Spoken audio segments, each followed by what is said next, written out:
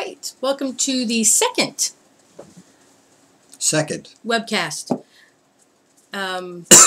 We actually do change our clothes, but because we've got the room set up, we're going ahead and we're just taping the second. I have two shirts like this. Yeah. And so that's why we got Andrew's room set up. We're actually taping this in Andrew's room. So we figured we got some time. Let's just do a couple of podcasts or webcasts right now. That way we can put them up. So yeah, the way we have it. Go ahead. Sorry for. Probably we put them up a week apart. I don't know. Yeah. We haven't decided yet. No.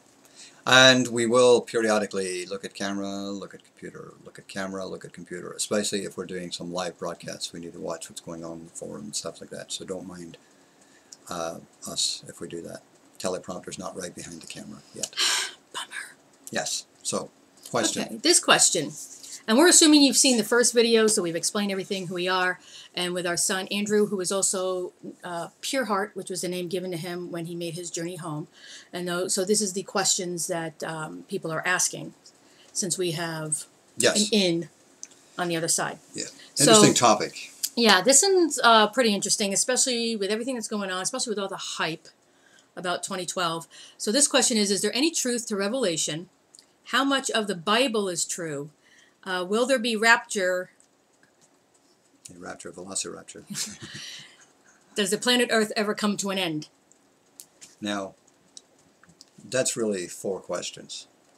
Okay. And they're kind of all unrelated. Unrelated? Yeah. Okay. Really, it's four separate questions. Okay, well, we'll see what we have time for, and then we can always come back. Now, is there any truth to Revelation? Again, whenever we talk about Revelation, we have to talk about which faction. Because Buddhists have revelations, Muslims have revelations, Christians have revelations. I had a revelation this morning. Did you? I did.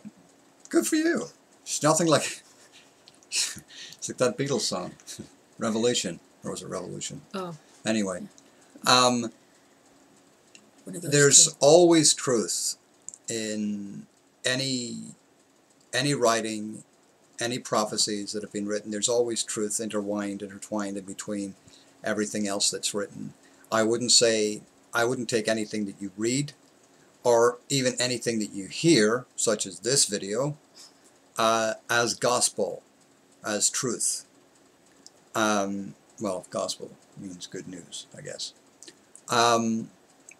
Take out of it what you can. Really? It means good news? It means good news. How come I always felt bad leaving a Baptist church? I never felt good enough. Delivery.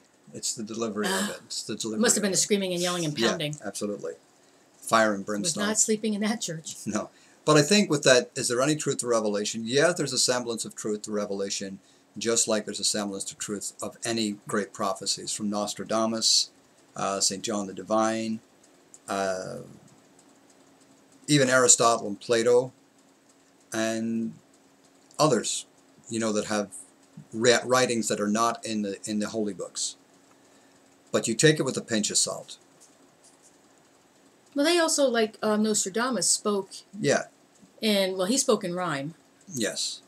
Rhyme and Simon. He rhymed all the time.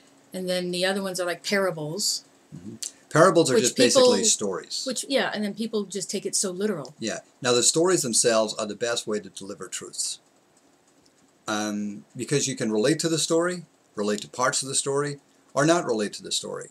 And if you're telling somebody your truth, you're better telling it in a story, so that way they don't get offended. Oh, it's just a story. I don't have to, he's not telling me this is what I need to believe.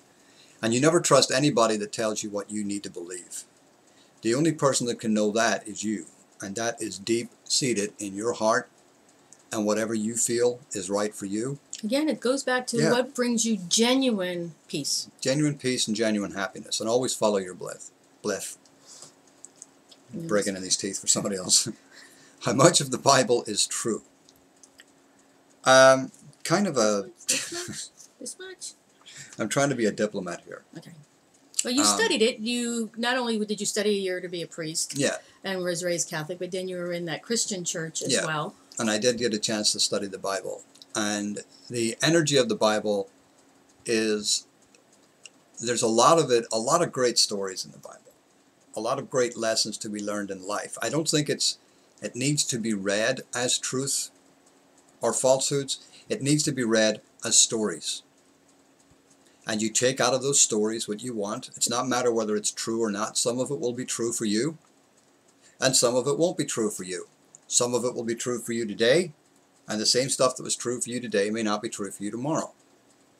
So it's a book full of stories, just much like Grimm's fairy tales, the fairy tales of Hans Christian Andersen, and any holy book.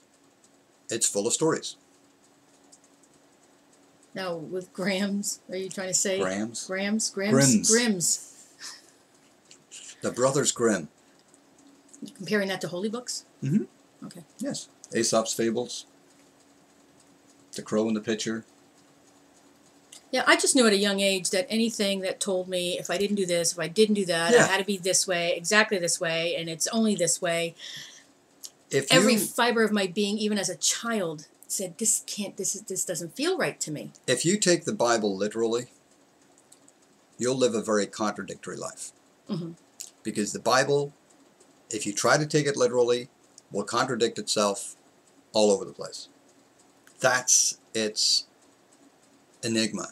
And then that's also why there's so many different of these Christian groups that are like right-wing and so extreme. And if you believe in the Bible, try reading it as guidelines, as stories, and see what applies to you and what doesn't apply to you. And if it works in your life, use it. If it doesn't, off you go. Next question. Okay. Will there be a rapture? According to Blondie, she sang about it. She did. A lot of people sang about it. Will there be a rapture? That was the first rap song. Now, true that. Word of God. Anyway, will there be a rapture? Well, it's my philosophy that there are raptures happening all the time. And since everything from a physics standpoint runs concurrently, no, I don't think there will be one particular day singled out where... You mean like December 21st, 2012? Right. Or no, wait a minute, it's May. May. Yeah, we're coming up to one of the raptures. Yeah. And it's coming around again. And groups of people will leave. Groups of people come in. So as far as a particular day, no. It's not in my philosophy to believe that. It's my philosophy that everything runs concurrently, past, present, and future. The space-time continuum, that whole energy is very much explained in quantum physics. Not very deeply in quantum physics, so you don't have to be a quantum physicist to understand it. All you have to do is just get a book on it. And you'll see the kind of energy and how time works. Now, is this information that Pureheart's giving you? Mm-hmm. Okay. Oh, you think I'm just sitting here making this up? Yes. That could be too. You may never know. Rapture is again, it's a Christian term, not a Muslim term. They may have other terms for what they believe, or a Buddhist term, what they believe. But again, will there be a rapture? This is a Christian philosophy. It's not a Christian philosophy. It's a Christian, I can say belief system, but that's philosophy. It's more tied into the religion and the philosophy. That will there be a rapture? It's almost like when you read the Bible, you've got the Old Testament and the New Testament, and it's almost like putting two books together that really have nothing to do with each other. You know, totally different kind of energies in both books. And the Jews definitely claim the Old Testament as theirs, and the New Testament is the Christian book, is the book that came after Christ. But the rapture is mentioned also in Revelation, and it should be a good thing. So if you believe in the rapture, it's for you, not for you to shove down the throats of people around you, but for you. The best way you can be, if you're a Christian, or if you're a Buddhist, or if you're Muslim, or if you're Wiccan, live it. Don't go around telling people what you want them to do. Let them see what you're doing by you living it. Set the example. Set the example. That's all you have to do. Now, the last question in this series, does the planet Earth ever come to an end?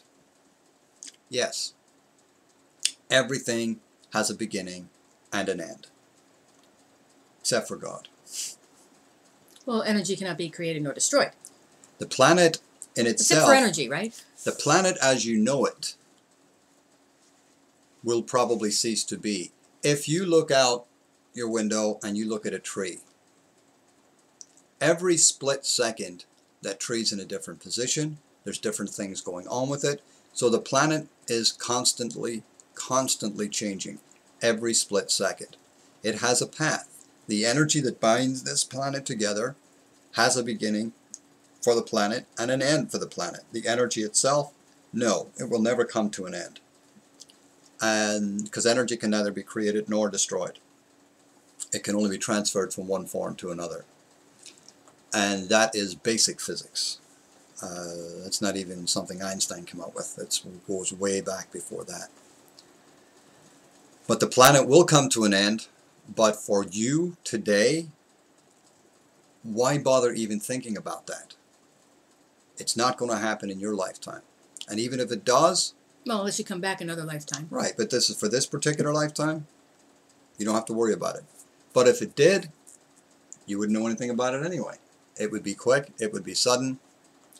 Well, like I have always told people, because you and I have had this discussion about we have to save Mother Earth, and it's about you need to take care of where you live. Yes. Because if you don't, Mother Nature, Mother Earth can certainly take care of herself, and she will shake our asses right off. Yeah. Act locally, think globally. So this is the reason why we want to take care of the environment and the animals and the things.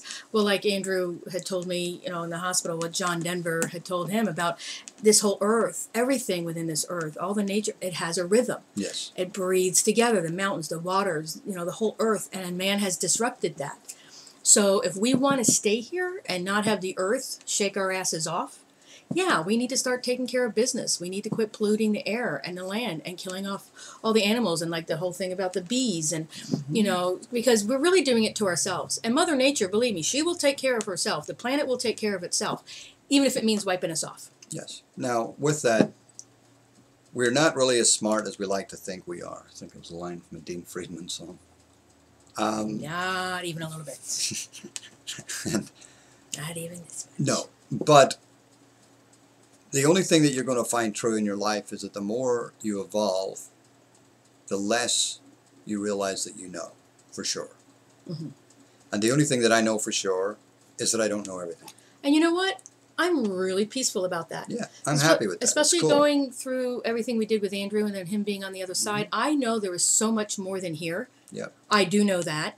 I cannot give you all the details about it because I know my pea little human brain cannot even begin to comprehend. And I'm okay with that. Yeah. Just knowing that there's more than here. And I've got a lot more to look forward to once the meat suit's gone. I'm very peaceful for that. I don't have to know everything about what happens when we leave here. I just know it kicks ass. And that's all I need to know. You follow your bliss. Whatever makes you happy. If you're happy, everybody around you will be happy. And if not, they fall away. Absolutely. Be contagious. Whatever you do, you're going to be contagious. So if you're an unhappy person, you're going to be contagious. Quit fiddling. If you're a happy person, you're going to be contagious. So you make the choice. What direction do you want to go in? Happy or sad? That's your choice. And as we said before, these are our stories. This is our philosophy. This is what works for us. Take out of it what you can and leave the rest. We've just had enough people after reading the book and just the different things that we've done as far as teachings. It has inspired people or has got them thinking. So that's why we share what has been our experience and what we have come to know. Yes. And again, we like to share Andrew, Pureheart, and what the knowledge that he shares with us. You know, it is for everybody that we want to share it with. Yes. So actually, we did cover all the questions. Yes, we did. Didn't take that long. Again, go to pureheartspace.com, and if there's any remarks you would like to leave, again, being respectful, you don't have to agree, and there's a way that you don't have to agree yes. and still be respectful. And we will post the videos in Facebook. We'll post the videos on the front page of Pureheart Space. Wherever we can post them, Yes. we will be posting them. So stay tuned, and remember, only love is real.